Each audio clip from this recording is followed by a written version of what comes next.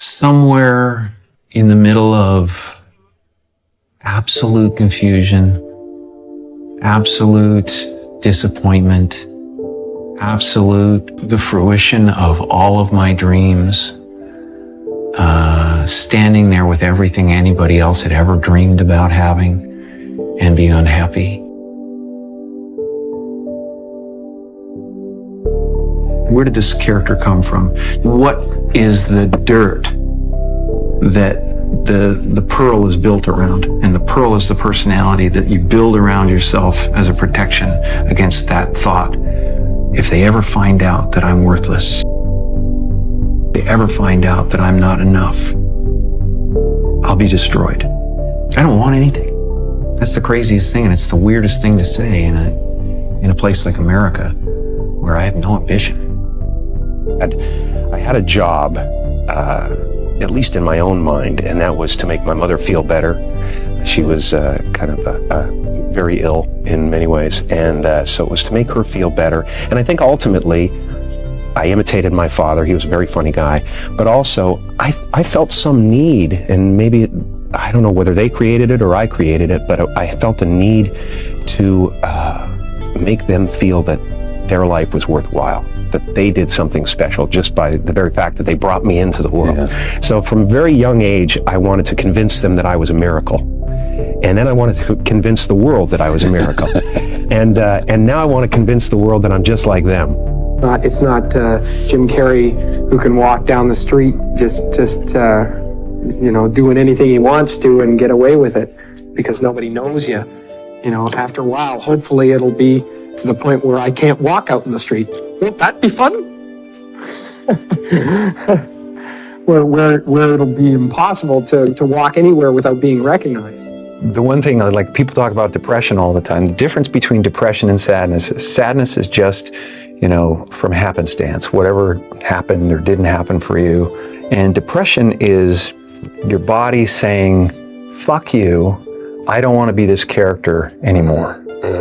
I don't want to hold up this avatar that you've created in the world. It's too much for me. So a friend of mine who's a spiritual teacher has a really good take. His name is Jeff Foster, and his take on it is that they should change. You should think of the word of depressed as deep rest. Deep rest. Your body needs to be depressed. It needs deep rest from the character that you've been trying to play. Your whole life imagining ghosts, worrying about the pathway to the future, but all there will ever be is what's happening here. And the decisions we make in this moment, which are based in either love or fear. So many of us choose our path out of fear disguised as practicality. What we really want seems impossibly out of reach and ridiculous to expect, so we never dare to ask the universe for it. I'm saying, I'm the proof that you can ask the universe for it. My father could have been a great comedian, but he didn't believe that that was possible for him. And so he made a conservative choice. Instead, he got a safe job as an accountant. And when I was 12 years old, he was let go from that safe job. And our family had to do whatever we could to survive. I learned many great lessons from my father, not the least of which was that you can fail at what you don't want. So you might as well take a chance on doing what you love.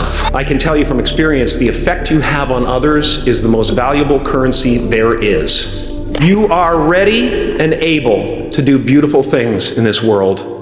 And after you walk through those doors today, you will only ever have two choices, love or fear.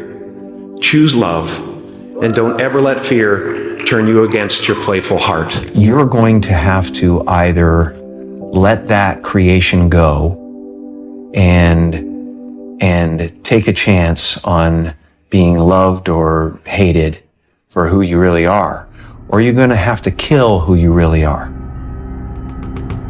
and fall into your grave grasping onto a character that you never were. I saw this psychic palm reader sign, and she gave me a reading, and she said, you're about to do 3 things, 3 movies that will be very, very, very big and very important and after that, it will be impossible for anyone to knock you down from that place. And that's when my search for identity deepened. I wondered who I'd be without my fame. Who would I be if I said things that people didn't want to hear? Or if I defied their expectations of me? What if I showed up to the party without my Mardi Gras mask and refused to flash my breasts for a handful of beads? I'll give you a moment to wipe that image out of your mind. But you guys are so ahead of the game. You already know who you are. And that peace that we're after lies somewhere beyond personality. Your need for acceptance can make you invisible in this world. Don't let anything stand in the way of the light that shines through this form. Risk being seen in all of your glory.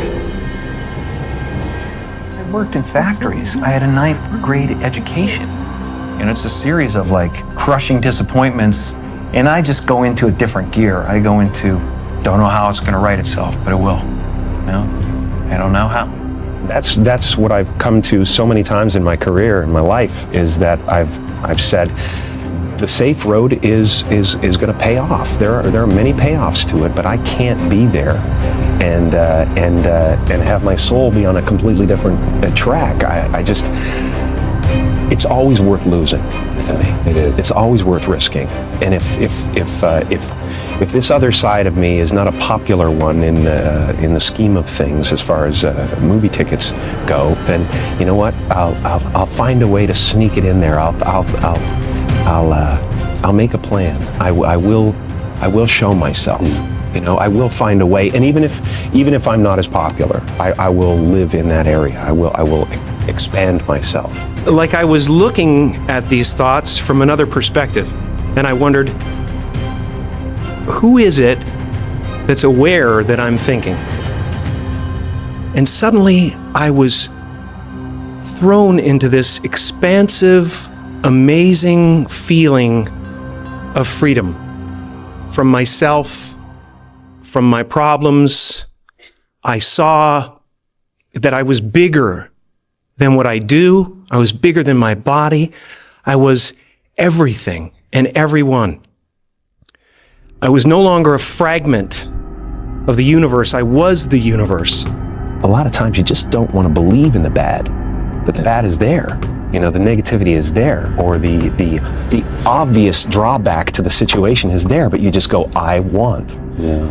And that comes down to thy will be done and everything biblical. So I'm always struggling with these concepts. My desire is my only problem in this world. Your desire? Yes. To do your appetite? My appetite, yeah, absolutely. Yeah.